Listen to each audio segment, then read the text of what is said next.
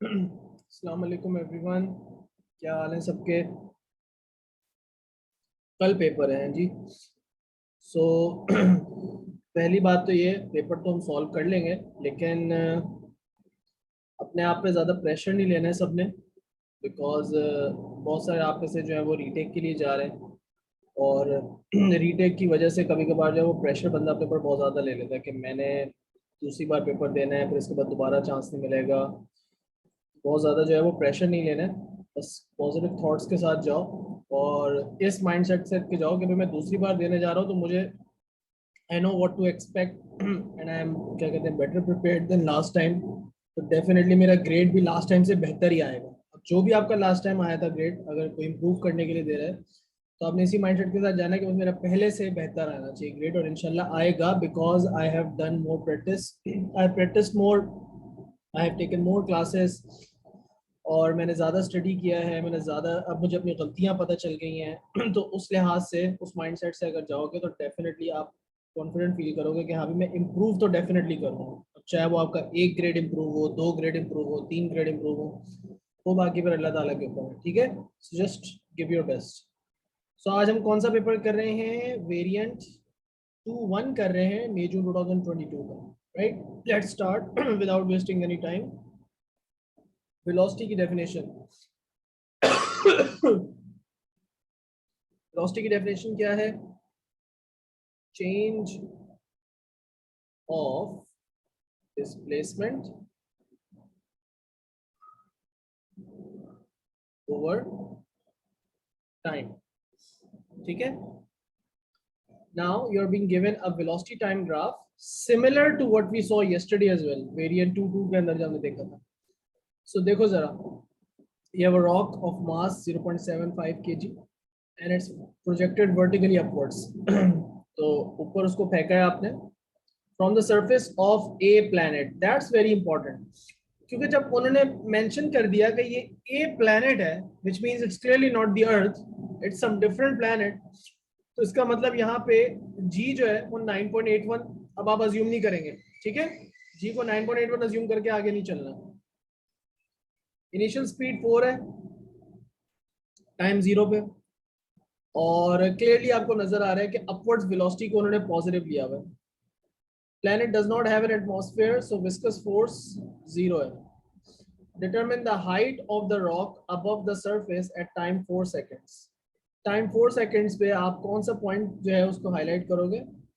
इस वाले पॉइंट को हाईलाइट करोगे। अगर आपने हाइट निकालनी है रॉक की तो आप उसको एनालाइज ऐसे करेंगे, यार ये देखो प्लेनेट का सरफेस है, ये सरफेस है, राइट। आपने प्लेनेट के सरफेस से ही उसको आपने रॉक को प्रोजेक्ट किया था ऊपर। So this is the rock.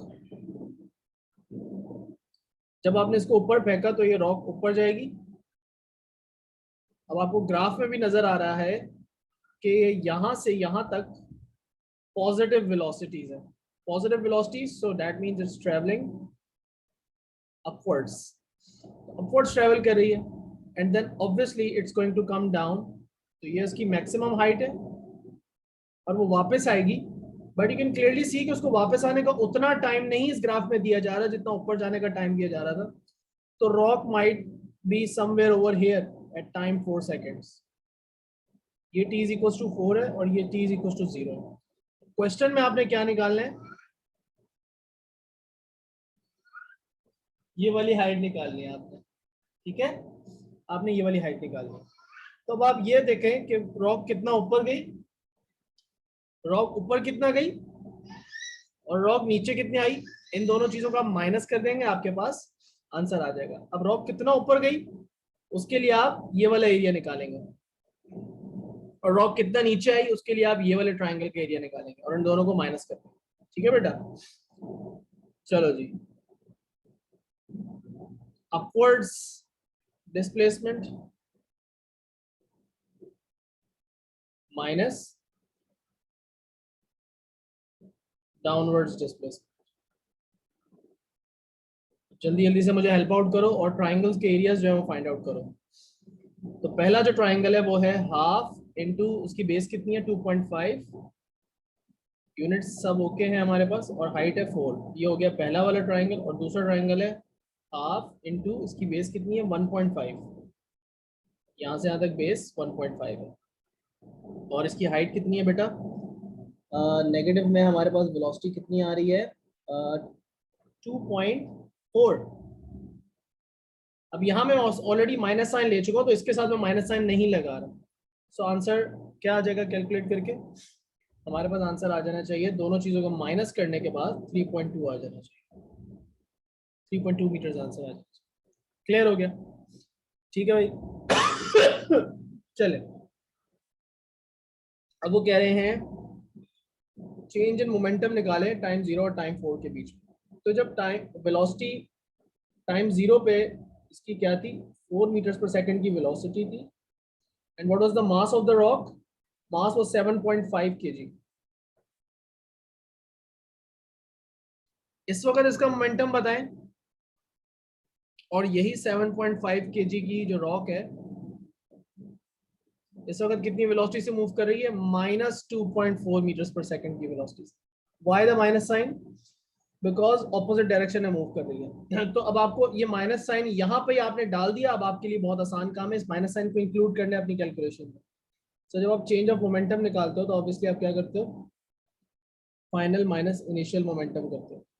तो मास तो आप कॉमन ले लो और आप v माइनस यू करोगे, लेकिन अब मास यहाँ पे कितना आ जाएगा 7.5 आ जाएगा, लेकिन अब जो v है वो -2.4 है, ठीक है। फाइनल वेलोसिटी -2.4 है, इनिशियल वेलोसिटी माइनस साइन के साथ, फिर ये वाला जो माइनस साइन है ये तो फॉर्मूला का माइनस साइन है ये वाला।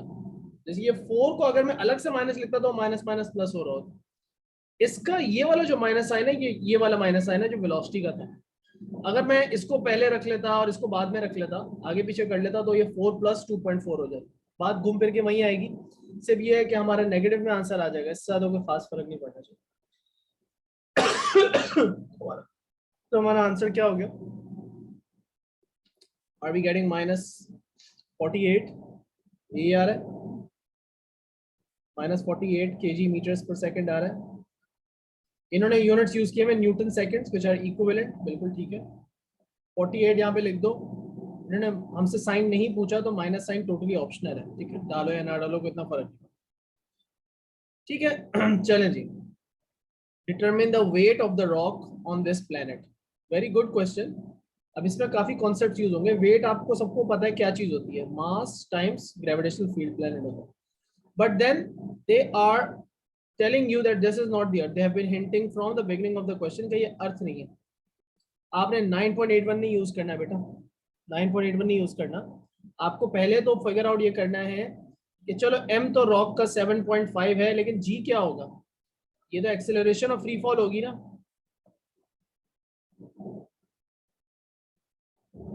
एक्सेलरेशन ऑफ फ्री फॉल, और ये कैसे आएगी, ग्राफ के ग्रेडियंट से आएगी।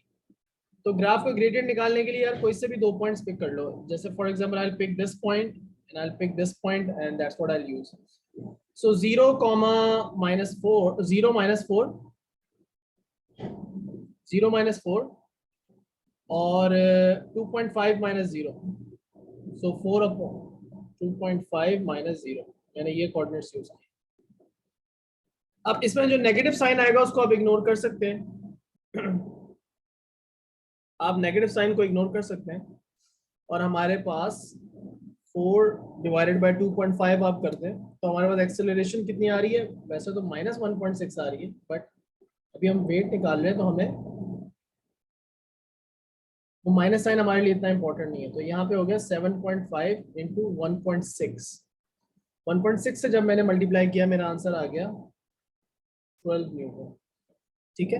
एक और हमारे पास ऑप्शन भी था कि देखो रॉक के ऊपर एक ही फोर्स एक्ट कर रही है, रॉक के ऊपर थ्रू आउट एक ही फोर्स एक्ट कर रही है, चाहे वो रॉक ऊपर जा रही हो या नीचे जा रही हो, रॉक पे जो फोर्स एक्ट कर रही है वो फोर्स कौन सी है, वो फोर्स वेट ही तो है, तो यही उसका रिजल्टेंट फोर्स है। अब रिजल्टेंट फोर्स निकालने का आपने एक और तरीका पढ़ा हुआ है, क्या, change of momentum upon time. तो आपने चेंज ऑफ मोमेंटम पिछले पार्ट में निकाला था 48, आप यहाँ पे 48 upon time taken change of momentum निकाला था आपने 0 से 4 सेकंड्स के बीच में, राइट? एक मिनट रुको जरा, let me think this through. हाँ, 48 डिवाइडेड बाय 4 12 में करता तो इससे भी मेरा आंसर 12 ही आता, तब भी आंसर ठीक होता, वो भी सही मेथड था, बिल्कुल उसमें कोई मसला नहीं है। ओके, लास्ट डिवाइडेड बाय 4 नहीं होगा? Divided by 4 48 divided by 4 12 answer आना चाहिए, ठीक है? बात समझ में आ गई? तो यस, ये भी एक ऑल्टरनेटिव मेथड है। लास्ट चीज, in practice planet does have an atmosphere, जिसकी वजह से विस्कस फोर्स, जिसे हम एयर रेजिस्टेंस या ड्रैग फोर्स कहते हैं, वो लग रही है। स्टेट एंड एक्सप्लेन, ये आपके कमांड वर्ड्स हैं। The variation in the resultant force as it moves vertically upwards. तो भाई जब रॉक ऊपर की तरफ मूव कर रही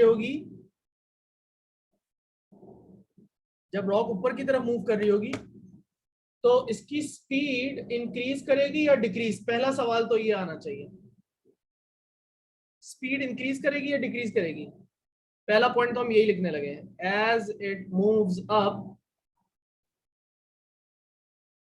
इट्स स्पीड। कंप्लीट करो मेरा सेंटेंस।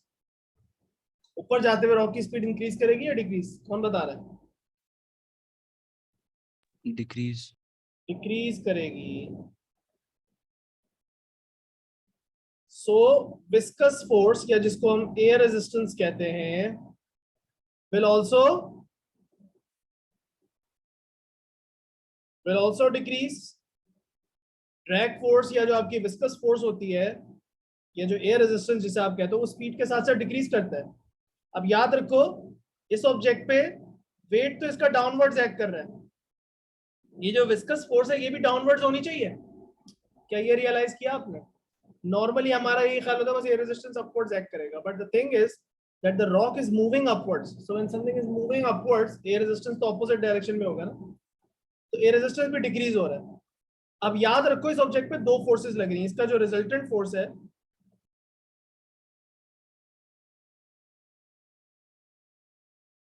वो W प्लस R है। तो मेरे बच्चे, अगर R डिक्रीज कर रहा है तो रिजल्टेंट फोर्स भी डिक्रीज करेगा। सो आसान आप आंसर है ना। Therefore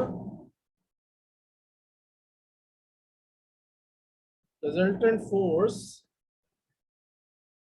must decrease। Clear?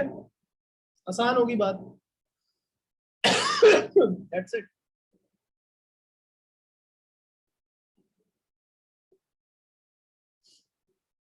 What is meant by the center of gravity? Question number 2. A point from where all या entire weight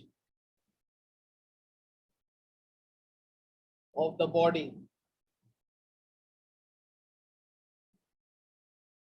bears to act.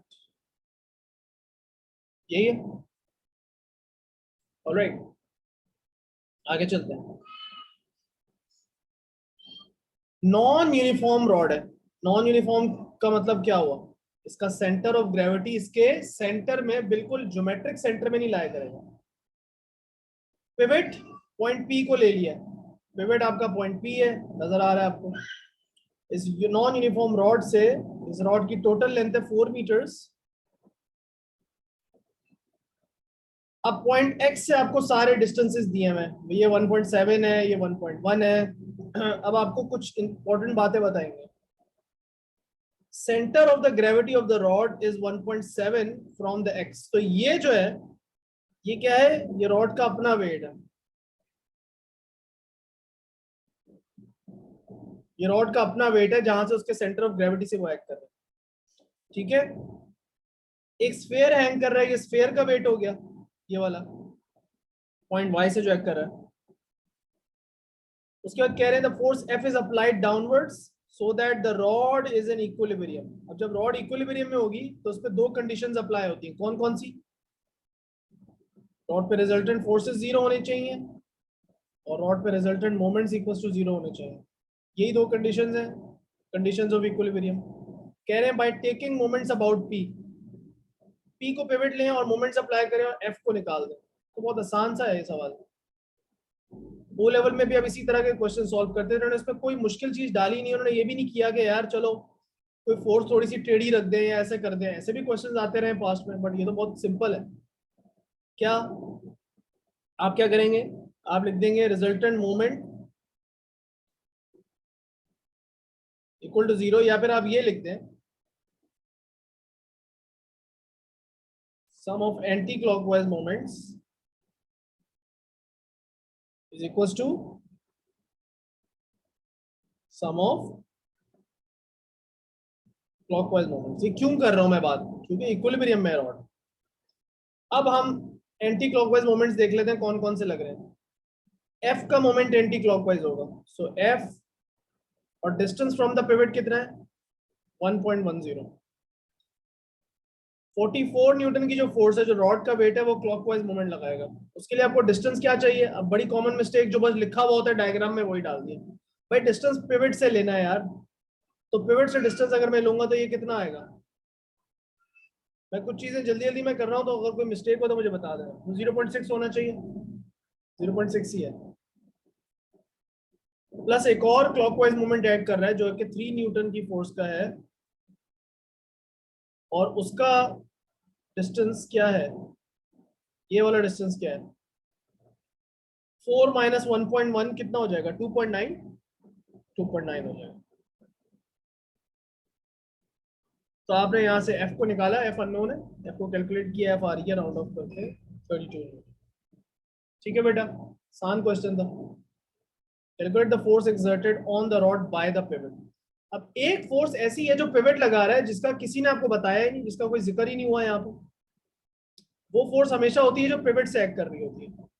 अब कह लो कि पिवट जो है वो अपवर्ड फोर्स लगाएगा. यहाँ पे बड़ा आसान है अज्यूम करना कि जो पिवट फोर्स लगा रहा है, नॉर्मल रिएक्शन फोर्स कह लेते हैं इसे, ये अपवर्ड होगी. क्यों? क्योंकि बाकी सारी फोर्सेस क्लियरली डाउनवर्ड्स हैं. सो जाहिर सी बात है पिवट ने उसको सपोर्ट करना है तो अपवर्ड फोर्स ही लगानी, नॉर्मल रिएक्शन फोर्स.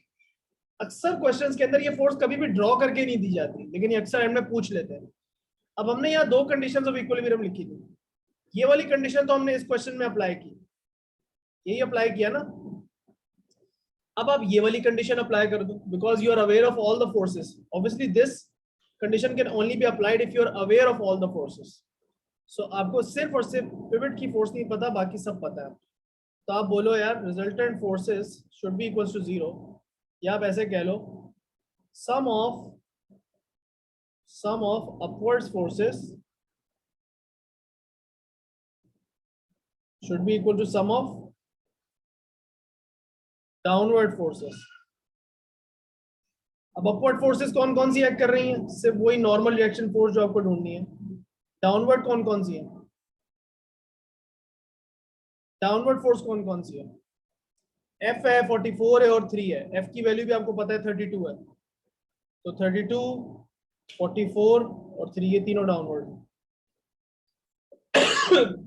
इससे आंसर आ गया 79 न्यूटन. तो पिवट से जो अपवर्ड फोर्स लग रही है वो 79. बहुत ही आसान सवाल है अभी तक, बिल्कुल ओ लेवल में भी एग्जैक्ट ऐसे ही क्वेश्चन आते थे. अब हम पास पेपर जब प्रैक्टिस करें तो इस टाइप का सवाल भी हमने किया था. इसमें बस कैलकुलेशन डाल दिया. कह रहे हैं कि अब जो स्फीयर है उसके नीचे आपने एक बीकर ला के रख दिया है, उसमें लिक्विड है ऑफ डेंसिटी 1100 की डेंसिटी है, और जाहिर सी बात है इससे अपथ्रस्ट फोर्स लगेगी, और अपथ्रस्ट की डायरेक्शन सबको पता होनी चाहिए क्या होती है. अपथ्रस्ट की डायरेक्शन अपवर्ड्स होती है. अब वो क्या पूछ के रहे हैं? The upthrust acting on the sphere is 2.5 Newton. ठीक है, upthrust 2.5 न्यूटन है. Magnitude of F is unchanged, so the rod is not in equilibrium, obviously. And rod equilibrium में नहीं है तो क्या वजह होगी? एंटी क्लॉकवाइज मोमेंट इस वक्त ग्रेटर देन क्लॉकवाइज मोमेंट होगा, क्योंकि अपथ्रस्ट की वजह से एक एंटी क्लॉकवाइज मोमेंट प्रोड्यूस हो रहा है.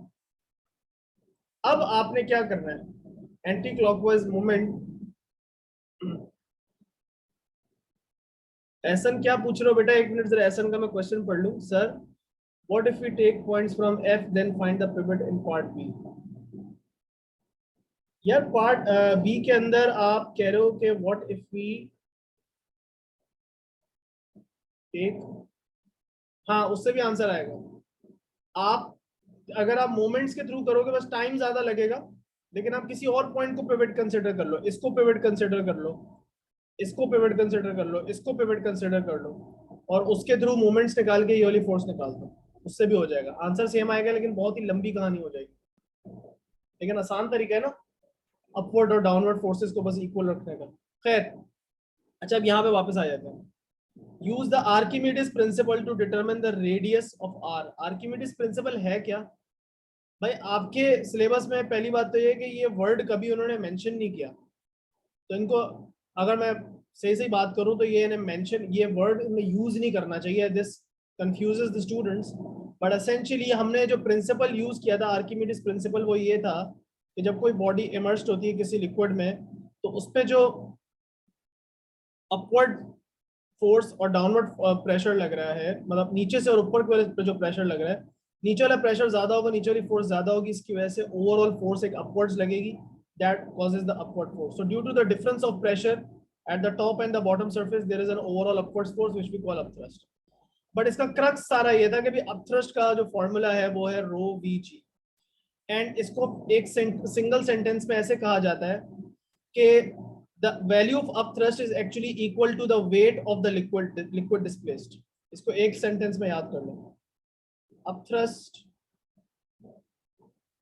is equal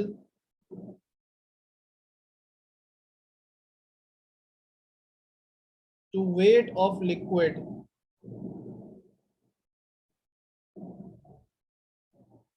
displaced। Let me try and explain this sentence as easily as possible। जितना भी मेरे ऑब्जेक्ट का वॉल्यूम होगा, अभी हम क्वेश्चन की तरफ जाते हैं, बट मैं आर्किमिडीज का वर्ड उन्होंने यूज किया तो मैंने बोला अब जरा इसको थोड़ा सा खोल के रख देते हैं बात को। मैंने ये जो सेंटेंस लिखा है, मैंने कहा wait of the liquid displace, कितना लिक्विड डिस्प्लेस हो रहा है, जितना मेरे ऑब्जेक्ट का वॉल्यूम है उतना ही लिक्विड डिस्प्लेस हुआ है। तो ऑब्जेक्ट का जो वॉल्यूम है वही मेरे लिक्विड का वॉल्यूम है जो डिस्प्लेस हुआ है। जाहिर सी बात है जितनी जगह मेरे ऑब्जेक्ट ने लिए उतना ही लिक्विड का वॉल्यूम डिस्प्लेस हुआ है।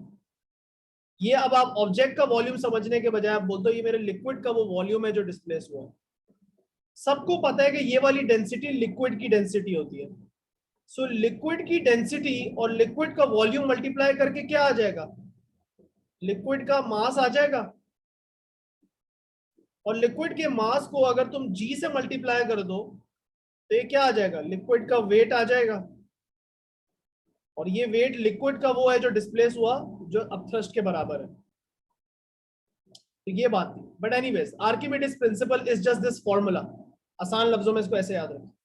कह रहे जी रेडियस ऑफ द स्फीयर निकाल दें, तो ऑब्वियसली वॉल्यूम निकालिए, फिर वॉल्यूम से रेडियस निकाल दें। पहला सवाल तो ये है कि 2.5 यहाँ पे आ गया, यहाँ ऑब्वियसली इसके अंदर वैल्यूज डालो। 2.5 न्यूटन का अपथ्रस्ट लग रहा है, डेंसिटी 1100 है, वॉल्यूम आपको नहीं पता, जी 9.81 होता है। आपका वॉल्यूम कितना है, वॉल्यूम आपके पास आ रहा है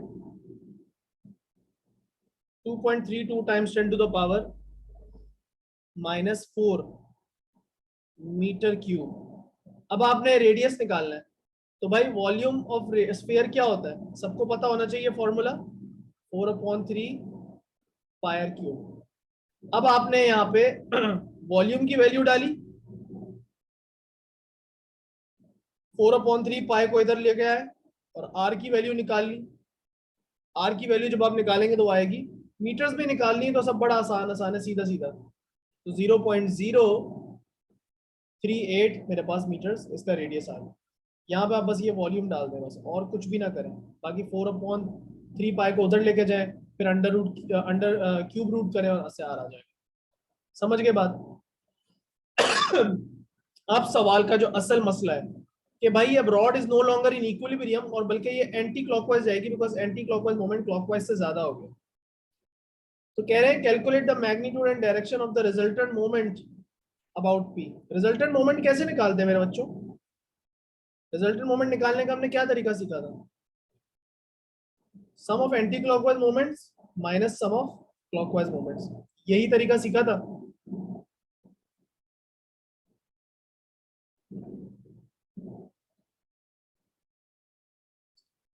अब या तो आप बैठ के सारे रिजल्टेंट मोमेंट निकालो बैठ के और इतनी लंबी चौड़ी कहानी करो। एक तरीका तो ये है कि जितने भी तुमने क्लॉकवाइज मोमेंट्स हैं और एंटी क्लॉकवाइज मोमेंट्स हैं उनको यहां पे करते जाओ। 4 या 5 आपको लगाने पड़ेंगे, कर करा के आपके पास रिजल्टेंट निकल आएगा। लेकिन शॉर्टकट क्या है? शॉर्टकट क्या है? ओरिजिनली जिस पे जितनी भी फोर्सेस लग रही थी उनका रिजल्टेंट मोमेंट क्या था? Someone please tell me in a single sentence, in a one word answer, ये जो फोर्सेस लग रही हैं ये 3, इनका रिजल्टेंट मोमेंट क्या आया था? इनका रिजल्टेंट मोमेंट क्या था? की point two remember is that the rod is in equilibrium in the first diagram. तो इनिशियली रिजल्टेंट मोमेंट 0 था कि नहीं था? तो अब जब इनिशियली इन सब फोर्सेस का मोमेंट तो कैंसिल आउट हो जाता है। नई फोर्स यहां पे कौन सी लगी है? न्यू फोर्स तो सिर्फ ये लगी है ना भाई। तो करना क्या है? सिर्फ ये वाली न्यू फोर्स लो और इसका पिवट से डिस्टेंस लो और इसका बस आप यहाँ पे मोमेंट लगा दो, सिंपल। तो ये पूरी कहानी करने की जरूरत है हमें? सारे एंटी क्लॉकवाइज मोमेंट्स और सारे क्लॉकवाइज मोमेंट दोबारा से हम बैठे कैलकुलेट करने? शॉर्टकट क्या है? शॉर्टकट भी क्या है? बस ये कॉमन सेंस है। शॉर्टकट ये है सिंपली कि अपथ्रस्ट वाली फोर्स जो कि 2.5 न्यूटन थी multiplied by it's distance from the pivot, जो कि आपको याद होगा कि कितना था, हमने यहाँ पे मार्क किया था। ये डिस्टेंस कितना आया था? 2.9 आया था। तो ये 2.9 मीटर हो गया। तो 2.5 इंटू 2.9 मीटर्स कर दें और इससे आपका आंसर आ जाना चाहिए, जो क्या आ रहा है 7.3 न्यूटन मीटर्स।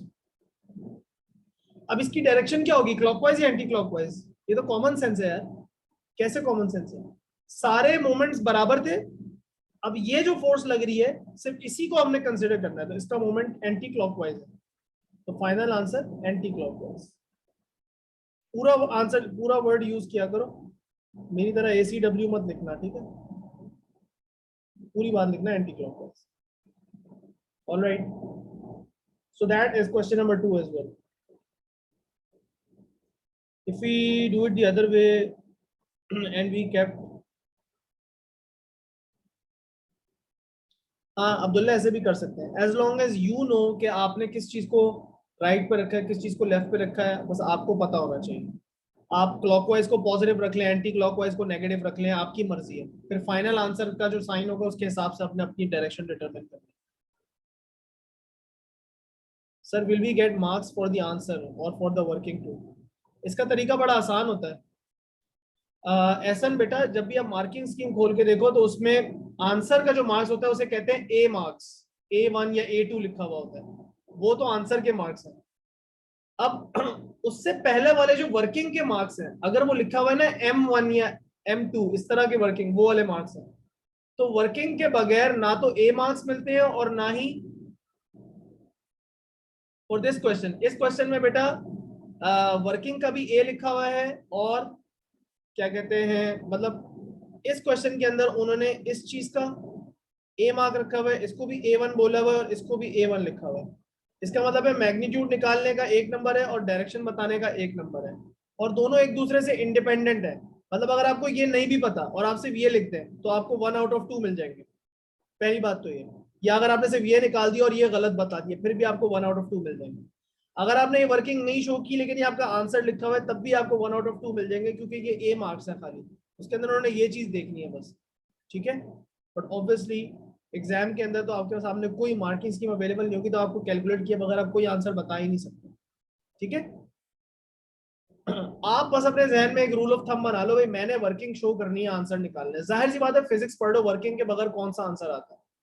एंड इलेक्ट्रिसिटी के अंदर कुछ एक्सेप्शन हैं, कुछ पार्ट्स ऐसे हैं जो बैठे बैठे दिमाग से हो जाते हैं mentally, but most of this stuff is obviously done through working. और वर्किंग अपनी तसल्ली के लिए भी करनी होती है, तो अपने जहन में एक रूल ऑफ थंब बना लो, मैंने तो वर्किंग करनी है unless you are short of time और समथिंग। एनीवेज, पावर को डिफाइन करें। सो पावर की डेफिनेशन क्या है? वर्क डन या फिर एनर्जी ट्रांसफर्ड अपॉन टाइम। कोई भी एक बात लिखते कह रहे हैं use the definition of power to show that power is transferred by F V. अब पहले ऊपर सिचुएशन पढ़ लो, उन्होंने सिचुएशन आपको दी है। Force F takes time t to move an object through a displacement x at constant velocity v in the direction of the force. The work done by force is W. ठीक है, good. तो अब यहाँ पे आप क्या करेंगे? सबसे पहले तो वर्क डन की डेफिनेशन से स्टार्ट करें। वर्क डन की डेफिनेशन से स्टार्ट करें। एक और बड़ी इंपॉर्टेंट बात यहाँ पे ये है कि कांस्टेंट वेलोसिटी से जो है वो उसको मूव कर रहा है। हमने जब ओरिजिनली इसकी हमने डेरिवेशन की थी, नहीं वो तो वो थी, तो एक ऑब्जेक्ट है, खैर इस पे एक फोर्स लग रही है F, और वो इसको कैसे मूव कर रही है? इस डायरेक्शन में मूव कर रही है with constant velocity v। Finally ये ऑब्जेक्ट यहाँ आ जाता है, इस पे वही फोर्स F अभी तक लग रही है, और ये अभी तक उसी वेलोसिटी v से मूव कर रहा है, और इसको टाइम कितना लग रहा है? यहाँ से यहाँ तक जाने में टाइम लग रहा है t, राइट। और यहाँ से यहाँ तक की डिस्प्लेसमेंट क्या है? यहाँ से यहाँ तक डिस्प्लेसमेंट क्या है? x। s बोल लो या x बोल लो, उन्होंने x बोली तो आप भी x ही यूज कर लो। अब सबसे पहली बात तो ये समझ में आती है कि वर्क डन से आप बात स्टार्ट करें। वर्क डन की डेफिनेशन क्या होती है? Work done is force into displacement, so F into x हो गया, राइट। फोर्स इनटू डिस्प्लेसमेंट हो गया। अब बात सारी ये है कि डिस्प्लेसमेंट क्या होती है? When you are moving with constant speed, what is displacement? Speed into time, velocity into time. तो क्या मैं F और into V और into T कर सकता हूँ? यहाँ पे डिफरेंट तरीकों से किया जा सकता है, हमने यहाँ पे इस तरह कर दिया। एक तरीका तो ये है, ओरिजिनली मैंने जो आपको नोट में करवाया था, नोट्स में मैंने क्या किया था, दोनों साइड को टाइम से डिवाइड कर दिया था ताकि वर्क डन अपॉन टाइम जो है उससे पावर आ जाए, ठीक है। एनीवेज, तो अभी तक हम यहाँ पहुंच गए। अच्छा, उसके बाद ये हमने बेसिक कॉन्सेप्ट ये वाला यूज किया, ये हमने फॉर्मूला, ये हम जो बेसिक फॉर्मूला यूज कर रहे हैं वो कौन कौन से यूज कर रहे हैं? एक हमने ये यूज किया, एक हमने ये यूज किया। अब हम एक और डेफिनेशन बोरो करेंगे। एक और डेफिनेशन ये है कि पावर होता है वर्क डन अपॉन टाइम। एक और हमने डेफिनेशन यूज की पावर। तो भाई वर्क डन अपॉन टाइम है, इसका मतलब है कि वर्क डन की जगह आप क्या डालोगे? F, वो जो आपने लेफ्ट साइड पे एक्सप्रेशन लिखी हुई है FVT अपॉन टी, टी और टी हो गया cancel, power is equal to FV आ गया। शो कर दिया आपने। बेसिक वर्किंग में बहुत ये जो छोटी छोटी डेरिवेशंस हैं, अगर आप ये सोच रहे हो ना कि आज लास्ट डे पे आपको क्या करना चाहिए, लास्ट मोमेंट्स पे फॉर्मूला और डेफिनेशंस तो मैं पहले दिन से बोल रहा हूँ याद होने चाहिए। अगर आपको याद है, और लॉज भी और प्रिंसिपल्स भी याद है, conservation of momentum, conservation of energy, Newton's laws, Ohm's law, अगर ये सारी चीजें याद है, तो अब जो डेरिवेशंस रह गई हैं उनको याद इस तरह कर लो कि बेटा रिव्यू कर लो और करनी आनी चाहिए, ठीक है। क्या उसके अंदर सब्स्टिट्यूशंस करनी है, रो वी जी की डेफिनेशन, रो जी एच की derivation, half M V square की, एम जी एच की, एफ वी की, वर्क एनर्जी पावर के अंदर काफी सारी डेरिवेशन है ना। फिर इसके बाद सीरीज में जो रेजिस्टेंस होता है उसकी डेरिवेशन, पैरेलल में जो रेजिस्टेंस होता है उसकी डेरिवेशन, राइट। तो ये सारी डेरिवेशंस जो है वो ये रिव्यू कर लो। If you are thinking of something to do on the last day, that should be one of the things that you should do, right. चलो आगे चलें जी। इंक्लाइंड स्लोप वाला क्वेश्चन वेरी कॉमन, और आपको याद होगा मैंने आपकी इसके अंदर काफी सारी एग्जांपल्स जो है वो इसको दी थी जब वर्क एनर्जी पावर पढ़ा रहा था। सो हमने बहुत सारे सिनेरियोज बनाए थे, अब यहाँ पे उनमें से ही एक सिनेरियो लग रहा है, देखते हैं भाई फ्रिक्शन है या नहीं है और क्या चीज है। सो कह रहे हैं जी block is pulled up by the motor, useful power का वर्ड बड़ा इंपॉर्टेंट है। Output of the motor is 56 watts, ठीक है। ब्लॉक का वेट है 43 newton, sorry 430 newton, constant velocity से ट्रेवल कर रहा है। कीवर्ड सारे हाईलाइट हो रहे हैं, कीवर्ड्स हाईलाइट हो रहे हैं। एंगल 11 डिग्री है, वो तो आपको डायग्राम में भी नजर आ रहा है, बट कीवर्ड ये था कि उसका वेट बताया हुआ है, useful output of the motor बताया हुआ है, मतलब मोटर जो एक्चुअली एनर्जी ट्रांसफर कर रहा है ब्लॉक को वो 56 वॉट्स है। सो मोटर से जो पावर आ रही है वो 56 वॉट्स की आ रही है, और ब्लॉक कांस्टेंट स्पीड से ऊपर जा रहा है, मतलब ब्लॉक की काइनेटिक एनर्जी में कोई चेंज नहीं आ रहा। क्या ये बातें जहन में आ रही? साथ साथ no resistive forces. So friction को, मतलब इस डायरेक्शन में जो फोर्सेस लगेंगे उनको तो आपने इग्नोर कर दिया, खत्म हो गई बात।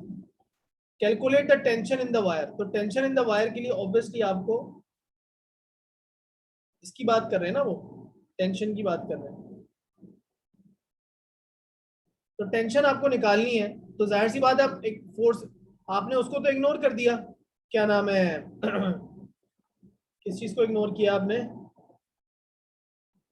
अपना फ्रिक्शन को तो इग्नोर कर दिया। तो अब बाकी फोर्सेस को तो देखो ना, बाकी फोर्सेस यहाँ पे और कौन कौन सी लग रही है? एक तो टेंशन लग रही है, हाँ भाई, और कौन सी फोर्स है जो यहाँ पे लग रही है जिसका जिक्र होना चाहिए था? ये कौन सी फोर्स मैंने बनाई है? ये क्या है? वेट। और वेट के कंपोनेंट्स होते हैं कुछ, वेट के कंपोनेंट्स होते हैं। वेट का एक कंपोनेंट होता है ये वाला कंपोनेंट कैसा होता है वेट का? अब तो सबको याद हो गया ना, ये होता है W cos 11 डिग्रीज। और जो इससे हम कंसर्न है वो ये वाला कंपोनेंट है, ये कौन सा है? W sin 11 degrees, right? W sin 11 degrees. अब इस फोर्स का और इस फोर्स का आपस में क्या रिलेशनशिप है, कौन मुझे बताएगा? what does this force have to do with this force? Does the information in this question tell you anything? It tells you that this force and this force should have a resultant of 0. They must cancel out.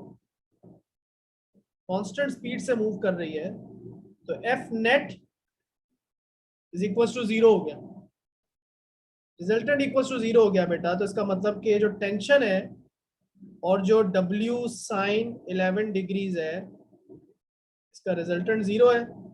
Accelerate कर रही होती तो ma के equal हो जाता। W तो आपको पता है कितना है, W वैसे ही उधर चला जाएगा, उस साइड पे W ले जाओ, उसकी वैल्यू डालो 430 sin 11 डिग्रीज, तो आंसर क्या आ रहा है? 82 न्यूटन। 82 न्यूटन हमारे पास टेंशन हो गया, आसान है। अब आपको यहाँ पे पता चल गया कि टेंशन कितनी है, 82 न्यूटन। अब वो आपसे पूछ रहे हैं calculate the speed of the block.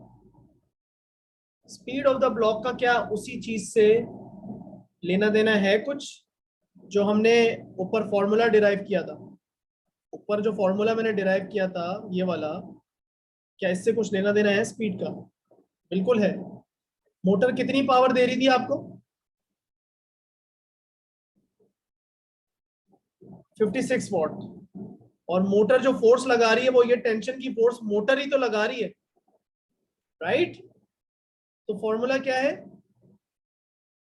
Power output of the motor and force exerted by the motor into velocity of the object that is moving. Power output of the motor है 56, force exerted by the motor जो tension है वो कितनी है? इस पे यहाँ tension ही लिख देता हूँ। तो ये कितनी है? ये 82 न्यूटन है। स्पीड निकाली, 56 over 82 क्या आ गया? 0.68 meters per second. Got it? The rate of increase of gravitational potential energy. सवाल पढ़ो। रेट, पहली बात तो रेट का मतलब ये हो गया कि जितना भी increase of gravitational potential energy divided by time है, right? So increase of GPE is equal to the useful output power of the motor. One reason is, एक रीजन उन्होंने आपको खुद दे दिया, one reason no work done against resistive forces. ये तो हमसे पूछना चाहिए था इन्हें। कह रहे हैं by considering the motion of the block state another reason for this. Very good. Another reason, but motion of the block के बारे में सोचें। क्या ऐसी बात है जिससे हमें पता चल रहा है कि ग्रेविटेशनल पोटेंशियल एनर्जी का जो इंक्रीज है वो सारा सारा मोटर का जो पावर आउटपुट है, मोटर की जो एनर्जी है वो सारी की सारी equal to change in GP है, और किसी फॉर्म में एनर्जी कन्वर्ट नहीं हो रही। कैसे पता कि और किसी फॉर्म में एनर्जी कन्वर्ट नहीं हो रही? एक तो रीजन ये है कि भाई फ्रिक्शन के अगेंस्ट कोई काम नहीं करना पड़ रहा, मतलब थर्मल एनर्जी में तो एनर्जी कन्वर्ट नहीं हो रही। लेकिन और कौन सी फॉर्म में एनर्जी नहीं कन्वर्ट हो रही? क्या अंडरलाइन किया हुआ है यहाँ पे? कांस्टेंट वेलोसिटी से मूव कर रहा है ऑब्जेक्ट, मतलब उसकी काइनेटिक एनर्जी भी ना इंक्रीज हो रही है ना डिक्रीज हो रही है। तो इसका मतलब कि सारी की सारी एनर्जी सिर्फ जीपीई को बढ़ाने में ही लग रही है। Constant velocity, so no change in kinetic energy of the block, right? Okay, motor की एफिशिएंसी 80% है। Time taken for the input energy of 1.2 kilo joules to be supplied to the motor. सबसे पहले तो मोटर का हम जो output है पहले वो देख लें। आउटपुट पावर कितनी थी? आउटपुट पावर थी या यूजफुल आउटपुट पावर कितनी थी? 56 वॉट्स। तो इससे क्या मैं यूजफुल आउटपुट एनर्जी निकाल सकता हूं? यूजफुल आउटपुट एनर्जी निकाल सकता हूं, लेकिन एनर्जी निकालने के लिए मुझे टाइम चाहिए, और टाइम तो मुझे फाइंड आउट करना है। अब मैं क्या करूं? अब मुझे मोटर की दी हुई है एफिशिएंसी, एफिशिएंसी दी हुई है 80%। तो क्या मैं मोटर की इनपुट पावर निकाल सकता हूं? एफिशिएंसी का फॉर्मूला क्या है? यूजफुल आउटपुट एनर्जी या output power? in this case we will be using power over input power. So you know that the efficiency is 80%. इसको 0.8 ही लिख लो तो बेहतर है, क्योंकि यहाँ पे मैंने मल्टीप्लाई बाय 100 नहीं लिखा, तो इसलिए मैं उसको डेसिमल की फॉर्म में लिख रहा हूँ। अगर मैंने यहाँ मल्टीप्लाई बाय 100 लिखा होता तो यहाँ पे मैं 80% लिख के स्टार्ट करता बात। चलो, ये कितनी है भाई?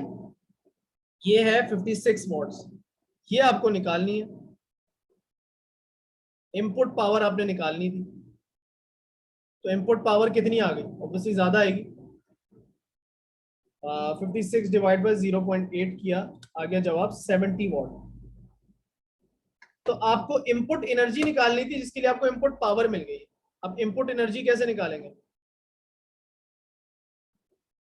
इनपुट एनर्जी कैसे निकालेंगे? एनर्जी और पावर का आपस में क्या ताल्लुक है? पावर मल्टीप्लाई बाय टाइम, यही है। तो इसका मतलब इनपुट एनर्जी 1200 जूल्स। अब ये मत पूछना कि सर आपने 1200 कैसे लिख दिए, तो फिंगर टिप्स पे होनी चाहिए बातें। किलो जूल्स था, हाँ। तो इसको मैंने पावर से डिवाइड करना है, वो 70 वॉट्स की पावर है। वहां पर टाइम आना चाहिए। टाइम क्या आ रहा है?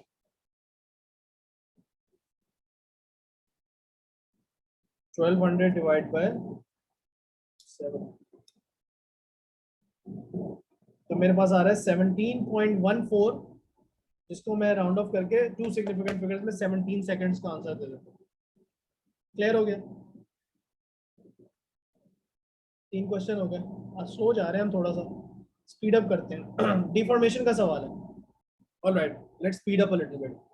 A spring is suspended from a fixed point at one end of the vertical force applied to the other end. ठीक है, spring है, उसमें force लगा रहे हैं। The variation of the force versus length is given. So important बात ये है कि ये ग्राफ L का है, ये बात मैंने हाईलाइट करनी है। फोर्स तो है वहां पे। अब आपको डिफॉर्मेशन के अंदर ये बात याद होनी चाहिए कि देखो, अगर ग्राफ एक्सटेंशन वर्सेस फोर्स का होना तो वो 0,0 से स्टार्ट होता है, लेकिन अब ये लेंथ वर्सेस फोर्स का ग्राफ, फोर्स वर्सेस लेंथ का ग्राफ है। तो ग्राफ जाहिर सी बात है, ओरिजिनल लेंथ 0 तो नहीं होगी लेंथ की। जब फोर्स 0 लग रही है तो लेंथ तो 20 सेंटीमीटर है ओरिजिनल लेंथ। तो यहाँ से स्टार्ट कर रहे हैं। अब फोर्स वर्सेस एक्सटेंशन के ग्राफ का ग्रेडियंट होता था स्प्रिंग कांस्टेंट, तो इस ग्राफ का भी ग्रेडियंट स्प्रिंग कांस्टेंट ही होगा। ग्रेडियंट से स्प्रिंग कांस्टेंट निकलेगा। फोर्स वर्सेस एक्सटेंशन के ग्राफ में अगर आप कोई वैल्यू भी पिक करके सिंपली F अपॉन x कर देते थे तो उससे k आ जाता था। लेकिन यहाँ पे अब ऐसा नहीं होगा कि भाई आपने ये वैल्यू उठाई और आपने f अपॉन l कर दिया और उससे k आ जाएगा। क्लियरली रॉन्ग, क्योंकि लेंथ से नहीं डिवाइड करना होता, एक्सटेंशन से डिवाइड करना होता। तो आसान तरीका यही है ना यार, कि ग्रेडियंट निकाल लो। आसान सा रूल है, याद रखो। तो उसका ग्रेडियंट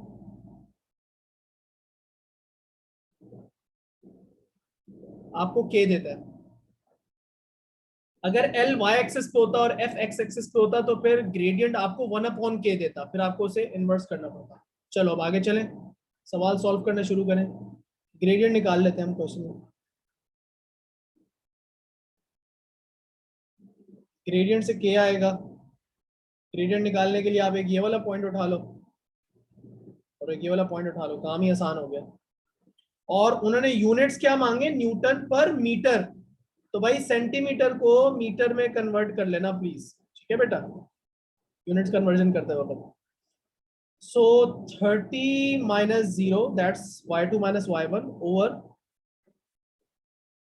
60 माइनस 20। बट क्योंकि मीटर्स में कन्वर्ट करना है तो 10 की पावर -2 तो लगाना पड़ेगा, ठीक है भाई।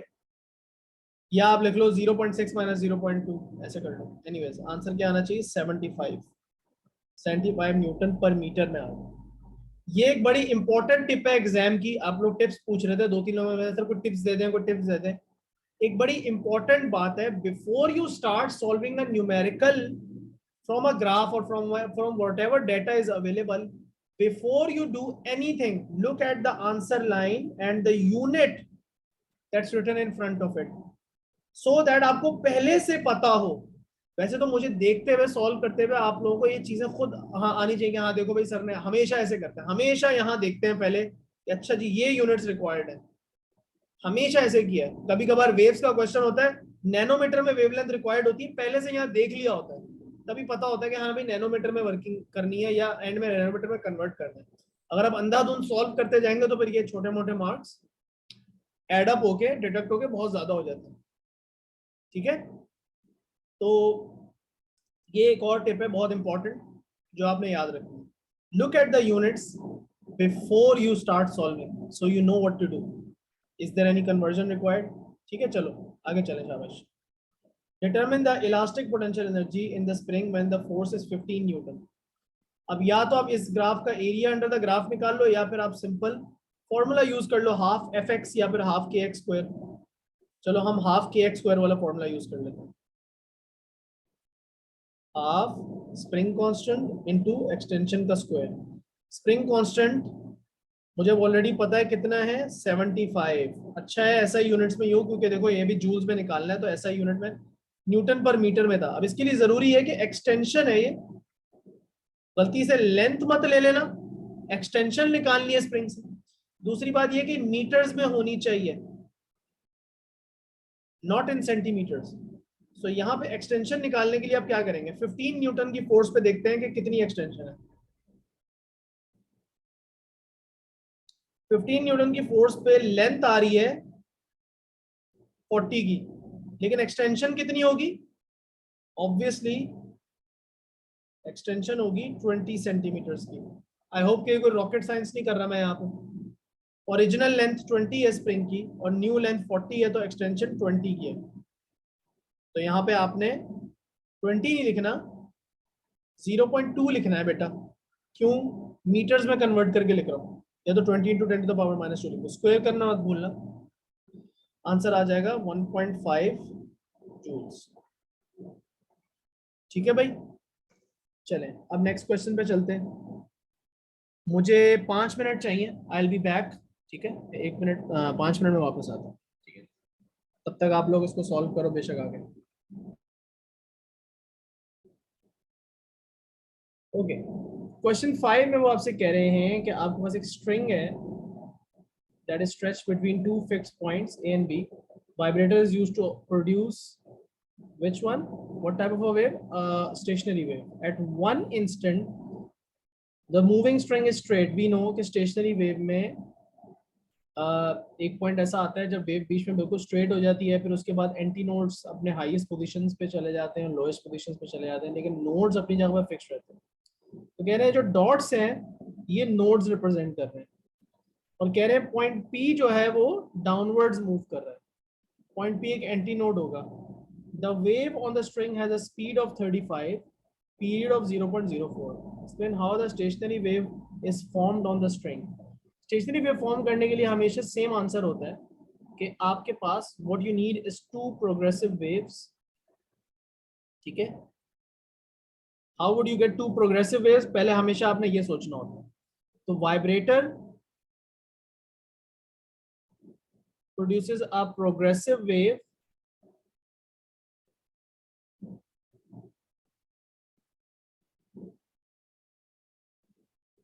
on the string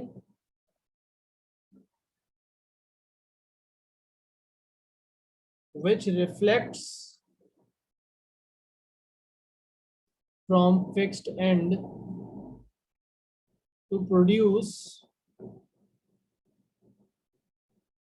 another progressive wave or traveling wave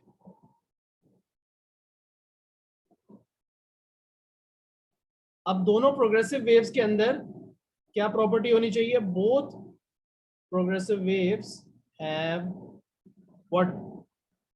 same speed and wavelength, right? And amplitude.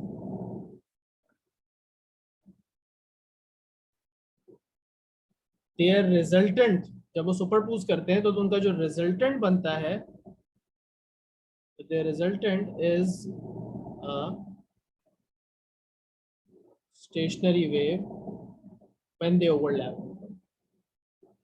ये है पूरी कहानी। अब ये क्वेश्चन कभी 3 मार्क का आता है, कभी 2 मार्क का आता है। आप अपना पूरा ही आंसर लिखो हमेशा, ठीक है? चलें, अब वो कह रहे हैं स्केच करें on figure 5.1 sketch a line to show a possible position of the string a quarter of a cycle later. अब क्वार्टर ऑफ अ साइकिल के बाद क्या होगा? इन्होंने कहा था पॉइंट पी डाउनवर्ड्स मूव कर रहे हैं, तो क्वार्टर ऑफ अ साइकिल के बाद क्या? आप पहले सारे ही सोच लो भाई, ये एंटी नोड है सारे ये वाले।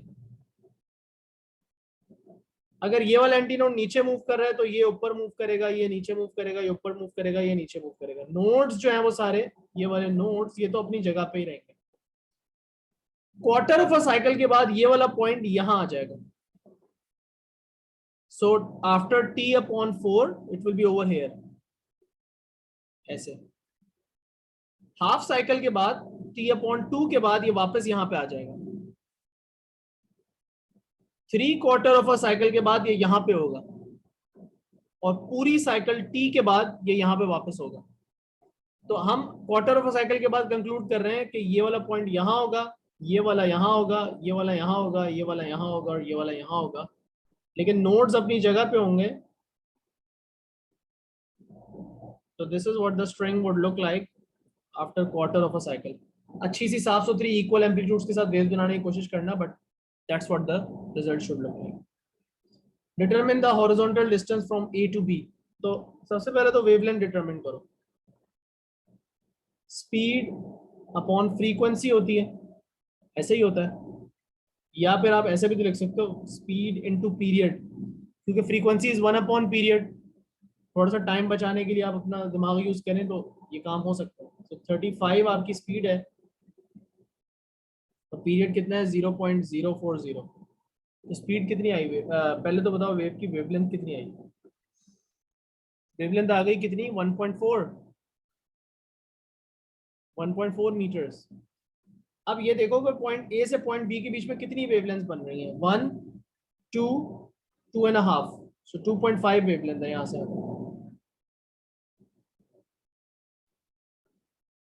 2.5 लैम्डा, तो हम यहाँ बता देंगे 2.5 मल्टीप्लाई बाय 1.4,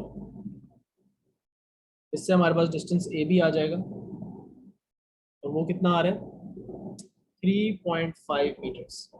ठीक है बेटा, चलें आगे। Particle on the string, a particle on the string has zero displacement at time 0. From time 0 to 0.06, the particle moves through a total distance of 72 millimeters. Calculate the amplitude of the particle. Good question, अच्छा सवाल है। तो एक particle है wave के ऊपर, suppose कर लो कोई रैंडम पार्टिकल है, वो जरूरी नहीं है कि वो पार्टिकल जो है वो एंटी नोड ही हो, वो ये वाला पार्टिकल भी हो सकता है। अब याद रखो, हमारी जो स्टेशनरी वेव होती है उसके अंदर हर पार्टिकल का एम्पलीट्यूड यही नहीं होता। ये वाला एम्पलीट्यूड सिर्फ एंटी नोड का है, लेकिन इसके बराबर वाला जो पार्टिकल है उसका एम्पलीट्यूड थोड़ा कम है, उसके बराबर का और थोड़ा कम है, इस वाले का और थोड़ा कम है, इसका तो एम्पलीट्यूड रहता ही 0 है, ये तो हिलता ही नहीं अपनी जगह से। तो हर पार्टिकल की मैक्सिमम डिस्प्लेसमेंट अपनी अपनी होती है। एनीवेज, तो कह रहे हैं कि एक पार्टिकल है जिसने 0.06 सेकंड्स में 72 नैनोमीटर्स का 72 मिलीमीटर्स का डिस्टेंस कंप्लीट किया, टोटल डिस्टेंस कवर किया। अब इसकी जरा मूवमेंट हम चेक करते हैं। सपोज कर लो अभी ये रेस्ट पोजीशन पे, ये अभी मीन पोजीशन पे है इस वक्त, ये वाला पार्टिकल। अब आपको पता है वेव का पीरियड कितना था, 0.040 सेकेंड्स। तो 0.06 सेकेंड्स कितना हुआ, ये कितना हुआ, क्या ये 1.5 टाइम्स हुआ, ये 1.5 टाइम्स पीरियड हो गया, क्योंकि पीरियड था 0.04, तो ये उसका 1.5 टाइम्स, उसका 150% है, विच मीन्स कि this particle it can go up, let suppose पहले ऊपर जाता है, इतने टाइम में ये कहाँ जाएगा पार्टिकल, ये इसका क्वार्टर ऑफ अ साइकिल तक पार्टिकल यहाँ जाएगा, ये इसकी क्वार्टर साइकिल होगी।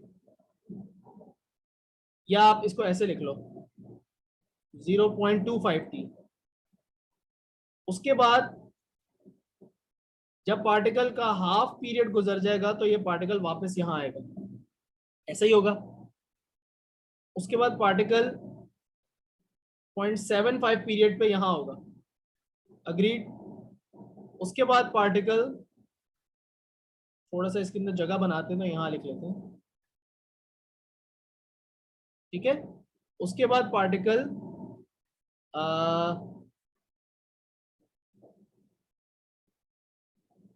यहाँ पे वापस आएगा, ये हो जाएगा इसका पूरा एक पीरियड, ठीक है। वापस आ गया ओरिजिनल पोजीशन पे। तो अभी तक पार्टिकल ने क्या किया, यूं गया है और वापस एक साइकिल पूरी कर ली। 1.25 पीरियड के अंदर ये कहाँ जाएगा, 1.25 पीरियड के अंदर पार्टिकल को थोड़ा और ऊपर लेके जाओ। 1.25 पीरियड में पार्टिकल यहाँ होगा। मैं बहुत स्लो आराम आराम से समझा रहा हूँ, बहुत जल्दी में भी कर सकते हैं आप, इसका कोई मसला नहीं है। And then lastly another quarter of a cycle के अंदर पार्टिकल यहाँ पे आ जाएगा। तो 1.5 टी में पार्टिकल ने इतना डिस्टेंस कवर किया। पार्टिकल ने टोटल डिस्टेंस कितना कवर किया, इस पूरी जर्नी को हम कितने हिस्सों में काट सकते हैं, 1 2 3 4 5 6 हिस्सों में मैंने जर्नी को क्या कर दिया, ब्रेक डाउन कर दिया। 72 मिलीमीटर्स का इसने डिस्टेंस टोटल कवर किया, 72 मिलीमीटर्स का इसने टोटल डिस्टेंस कवर किया।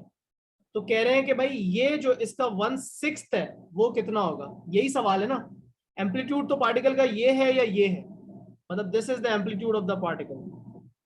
So the real question is कि if I divide this journey into 1 2 3 4 5 6 parts, so क्या मैं 72 को, अब ये सिर्फ सोचने की बात है, वर्किंग सिर्फ एक लाइन की है, लेकिन पूरी चीज करके हम उसको 6 हिस्सों में जर्नी को डिवाइड किया, 6 क्वार्टर्स में डिवाइड कर लिया। 6 क्वार्टर्स बिकॉज 1.5 साइकिल थी, 4 क्वार्टर एक साइकिल में होते हैं, अगली एक साइकिल में 2 क्वार्टर्स और आ जाते हैं।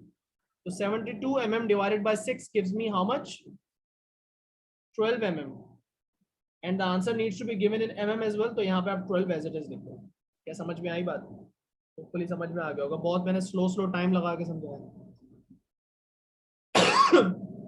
Kirchhoff first law। So sum of currents या total current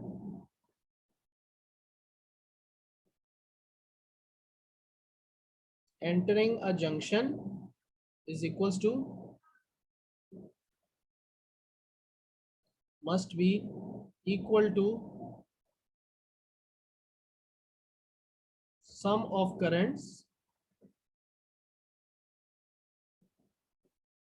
leaving that junction।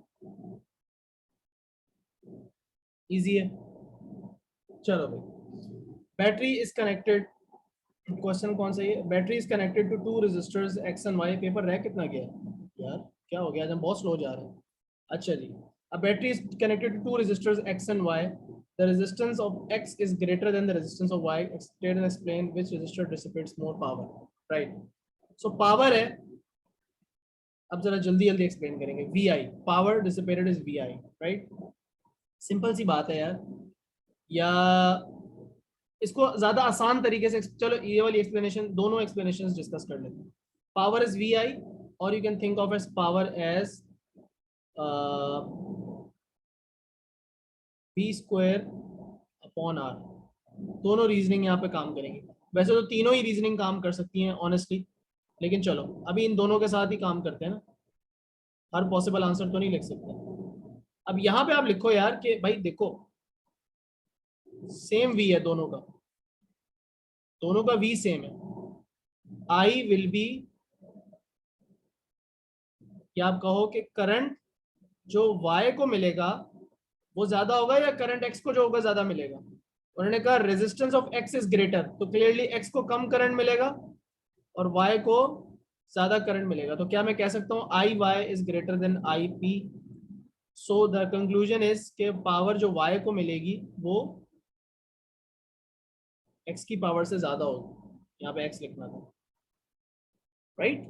क्या ये कंक्लूजन समझ में आ रही बात? सो y डिसिपेट्स मोर पावर. यहाँ पे अगर आप बात करते तो वही बात करते हैं, V तो सेम है, पोटेंशियल डिफरेंस दोनों पैरेलल है, दोनों सेम है. अब R किसका ज्यादा है? R जो है वो X का ज्यादा है, किससे? Y से. अब देखो यहाँ पे पावर इस फॉर्मूला के थ्रू अगर अब V कांस्टेंट है तो P and R are clearly inversely proportional, which means कि आप ये बोलोगे कि जिसका रेजिस्टेंस ज्यादा है, X का अगर रेजिस्टेंस ज्यादा है तो Y के अंदर पावर ज्यादा डिसिपेट होगी. So power of Y is greater than power of X. क्या लिख दोगे? Power of X dissipated is less than the power of Y. Simple सी एक्सप्लेनेशन है यार. ये एनालिटिकल स्किल फॉर्मूला को देख के सिंपल जवाब देना कि क्या चीज इंक्रीज होने से क्या चीज डिक्रीज होगी, कंपैरिजन करना, खासतौर पे इलेक्ट्रिसिटी में और वेव्स में ये बहुत ही ज्यादा है.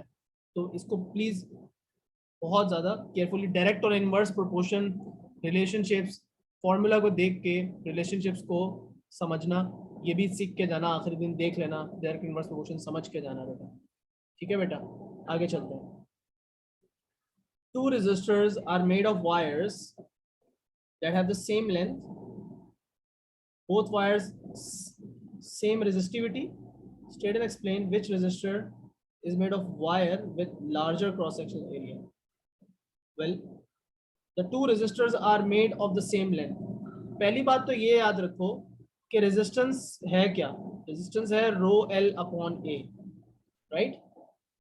अगर रेजिस्टिविटी दोनों की सेम है तो रेजिस्टिविटी से तो हमारा कोई लेना देना नहीं, उसको आप साइड पे कर दो. लेंथ भी दोनों की सेम है तो आप इन दोनों चीजों को तो आप छोड़ दो. अब रेजिस्टेंस किसका ज्यादा है? Resistance of X is greater then resistance of Y. यही बात की है ना ऊपर उन्होंने, resistance of X is greater then resistance of Y. इन्हीं दो रेजिस्टर्स की बात हो रही है. अब रेजिस्टेंस का एरिया से क्या रिलेशनशिप है? इनवर्सली प्रोपोर्शनल है ना बेटा. सो कंक्लूजन क्या हुई? जिसका रेजिस्टेंस ज्यादा है उसका एरिया डेफिनेटली कम होगा. सो जिसका रेजिस्टेंस कम है, Y का रेजिस्टेंस कम है, so area of Y is larger, right? Simple बात हो गई अगेन. तो ये बिल्कुल उसी टाइप का सवाल, ऊपर और नीचे वाला सवाल एक ही चीज है, वही लॉजिक वही चीजें फॉलो कर रहे हैं. ठीक है बेटा? Yes, obviously you can state formulas in your answer. बिल्कुल, क्यों नहीं, बिल्कुल लिख सकते हो. इनफैक्ट अगर तुम ऐसे भी लिख दो लिटरली, वो कोई उसके पास कोई जवाब नहीं आपका आंसर काटने का. But if you're using symbols like what I am doing over here and you're not writing proper sentences, then the symbols that you use should be correct. They should be generally accepted symbols. जैसे ये सबको पता है कि इसे inverse proportion कहते हैं, सबको पता है कि ये ग्रेटर देन या लेस देन का निशान है. कोई अपनी तरफ से नए सिंबल्स लेकर आओगे जो किसी को नहीं पता, सिर्फ आपकी सीक्रेट लैंग्वेज का हिस्सा है, तो कोई नहीं समझ जाएगा. ठीक है? But if you use generally accepted symbols तो फिर जाहिर सी बात है they have no right to cut any of the marks. और ये बिल्कुल एक्सप्लेनेशन बिल्कुल एक्सेप्टेबल है, क्यों नहीं एक्सेप्टेबल? ठीक है?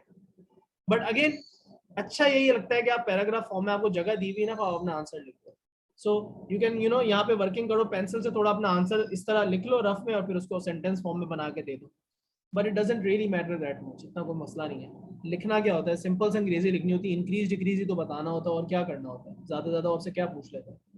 अच्छा जी, EMF of battery is 9 volts, no internal resistance, LDR लगा हुआ है. ठीक है भाई, LDR लगा हुआ है.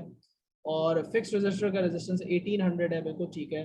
Voltmeter is connected across the fix resistor, reading on the voltmeter is 5.4। Okay जी, सो हमारा ये वाला जो पीडी है ये कितना है, 5.4 वोल्ट है। सब बता दें भाई इसके अक्रॉस पीडी क्या होगा, जल्दी से बताओ, कोई रॉकेट साइंस नहीं है ना, 1 मिनट में हो जाएगा। क्या होगा इसका अक्रॉस पीडी, 9 में से माइनस होके आ जाएगा या नहीं, 9 minus 5.4, what do we get, we get 3.6।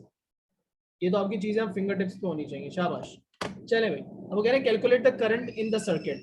अगर आपने सर्किट में करंट कैलकुलेट करना है तो आपके पास ये इन्फॉर्मेशन जो थी ये काफी थी, बिकॉज अगर आप इसके अंदर से करंट निकाल लेते हैं तो एसेंशियली आपने पूरे सर्किट का ही करंट निकाल लिया। So just find out the current that's passing through this one. तो अब आपको पता है कि इसका रेजिस्टेंस कितना है 1800 और आपको पता है इसके अक्रॉस वोल्टेज कितना है 5.4। सो आई निकाल लो V ओवर R से, तो जो इन्फॉर्मेशन दी हुई है उससे भी निकाल सकते हो, ठीक है। I is equal to V upon R करो, इसके अक्रॉस PD है 5.4 और इसका रेजिस्टेंस है 1800। जब आपने इसको कैलकुलेट किया आपके पास आंसर आ रहा है 0.003 if I am not wrong, right, 0.003 आ रहा है, तो ये आपका आंसर है, 0.003 एम्पेयर्स आ रहा है। और इसके अंदर हमने करंट असल में निकाला है इसके अंदर से, बट यही करंट यहाँ से पास कर रहा है, यही करंट यहाँ से पास कर रहा है, यही यहाँ से पास कर रहा है, सब कुछ तो सीरीज में है, right. Calculate the resistance of the LDR। अब हम क्वेश्चन, हमें पता है कि अब इसमें से भी करंट कितना जा रहा है 0.003 amperes, and now we know what is the PD across it. So current और PD यूज करके रेजिस्टेंस निकाला जा सकता है।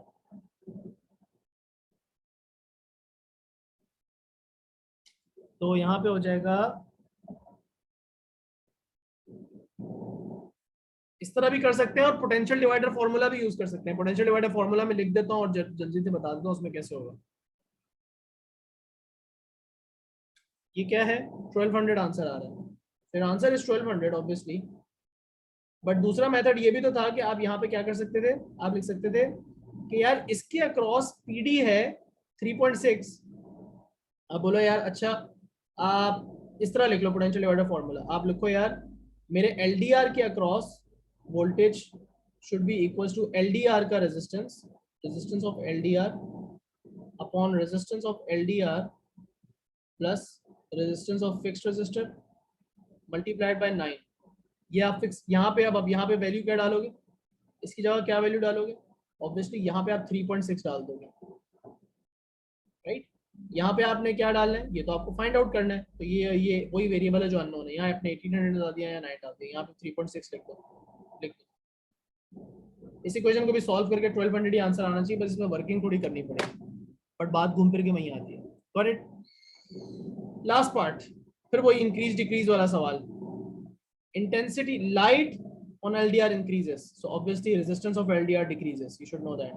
By reference to the current in the circuit, state and explain the change in the voltmeter reading. Okay, आसान O level वाले questions कर रहे हैं यार ये तो आपसे, यहाँ पे बहुत आसान पेपर आया था, उसने ये दिया था, इसका तो ये आना चाहिए था, लिटरली यही क्वेश्चन O लेवल में आता है। अच्छा जी, तो क्या हो रहा है, रेजिस्टेंस ऑफ LDR बढ़ेगा, आप बोलोगे resistance of LDR decreases, sorry कल भी मेरे साथ यही हो रहा है, decreases। so अगर resistance of LDR decrease हो रहा है, so PD across LDR also decreases।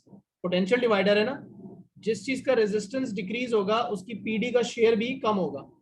तो अगर इसका शेयर कम हो जाएगा तो 9 तो मिलना ही मिलना है दोनों को मिला के टोटल, तो अगर इसका शेयर कम होगा तो ये फिर बढ़ना चाहिए, वोल्टमीटर रीडिंग बढ़ेगी। सो PD अक्रॉस फिक्स्ड रेजिस्टर, या आप कह लो वोल्टमीटर रीडिंग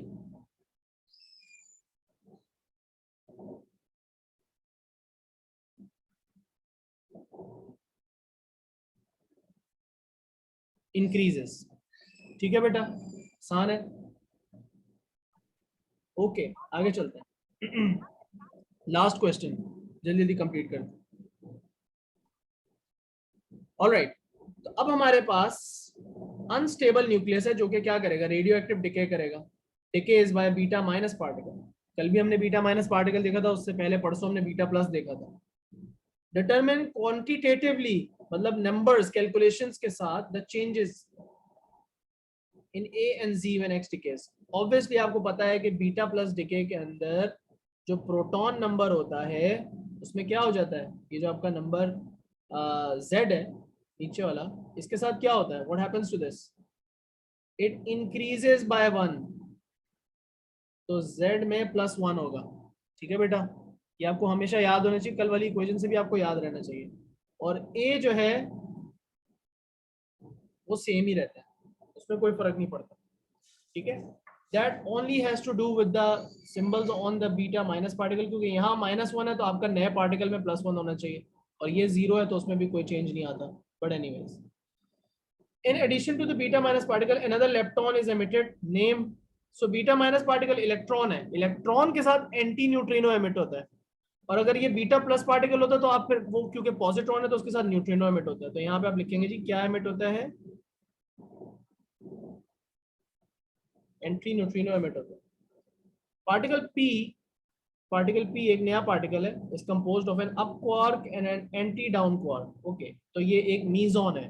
हाँ, कल भी इस पर बात हुई थी। Calculate the charge on the particle in terms of E where E is the elementary charge। अब आपको वही करना है कि अप क्वार्क का चार्ज कितना होता है, राइट, पहले तो ये पता करना है, और एंटी डाउन क्वार्क का चार्ज कितना होता है, अब ये पता करना है। अब मुझे तो मैंने कितनी बार बताया, मुझे तो याद ही नहीं है, मैं तो वहीं से देखूंगा। आप लोगों ने आखिरी दिन इफ यू वंडरिंग कि आपने क्या रट्टा लगाना है, तो ऑब्वियसली इस चीज का भी रट्टा लगा के जाना है, ये 2 दिन से बता रहा हूँ। सो भाई अप क्वार्क जो है वो तो आपका है +2/3, है ना, +2/3 वेयर E की वैल्यू क्या होती है by the way, 1.6 times 10⁻⁻19, right. और यहाँ पे एंटी डाउन क्वार्क नीचे की तरफ है, एंटी डाउन क्वार्क की वैल्यू है, मैं सर्कल कर दूं अगर किसी को नजर नहीं आ रहा तो, just in case if anyone doesn't know what I am looking at. पहले मैंने कौन सी चार्ज की वैल्यू उठाई, अप क्वार्क की वैल्यू उठाई, अप क्वार्क बेटा ये रहा, और एंटी डाउन क्वार्क ये रहा, इसकी वैल्यू है +1/, राइट, यहाँ पे आ जाएगा +1/3। तो इन दोनों को प्लस कर दो, इन दोनों को ऐड करो, टोटल क्या आ जाएगा, 2/3 और 1/3 कितना होता है, 1E। एम आई राइट, यस, यही आना चाहिए। ई भी लिख दो खाली, या प्लस ई लिख दो, या खाली ई लिख दो, सो एक्सेप्टेबल। ई बल्कि इन्होंने आगे पहले से लिखा हुआ है, तो basically just write +1, that should be ना, ई तो उन्होंने यहाँ लिख दिया हुआ है। Particle P belongs to 2 classes, name the 2 classes. पहले तो यार जो चीज क्वार्क से बनी हुई होती है वो हेड्रॉन है, and then within hadron there is 2 types of hadrons. कौन कौन से होते हैं, एक मीजॉन्स होते हैं और बेरियंस होते हैं। तो जिसमें एक क्वार्क और एक एंटी क्वार्क होता है, वो क्या होता है, वो मीजॉन होता है। That's the end. बेटा बहुत सारी दुआएं आप लोगों के लिए, अल्लाह ताला सबको कामयाब करे। और अगर कोई सवाल वगैरह हो तो मैसेज कर देना, कोशिश करूंगा रिप्लाई करने की, लेकिन टाइम थोड़ा सा आजकल बहुत टाइट चल रहा है। पेपर कंप्लीट हो गया है, और इसके बाद मैं टेक्निकली वैसे तो फ्री नहीं हूँ, लेकिन तुम मुझे कोई मैसेज भेजो, मैं कोशिश करूंगा रिप्लाई कर दूं, ठीक है। और ऐसा फिर एक काम करते हैं, डिनर के बाद देख लेते हैं, ठीक है। आपका मैसेज मैंने पढ़ लिया है। ओके मनाल, मुझे मैसेज कर दो, मैसेज कर दो, मैं एक्सप्लेन करने की कोशिश करता हूँ वहाँ पे दोबारा से, ठीक है। तकरीबन पाकिस्तान के 9:30-10 बजे, ठीक है। मुझे मैसेज कर दो, मैं जिसके कोई मैसेजेस आते हैं मैं कोशिश करके उनको इंडिविजुअली रिप्लाई करने की कोशिश करूंगा। बट अपनी चीज़ें जो हैं वो रिवाइज करो, जो चीज़ें याद करने की याद करो, दुआएं पढ़ो। Best of luck to everyone, ठीक है। अल्लाह हाफिज़, इंशाल्लाह अच्छा पेपर होगा। चले जी।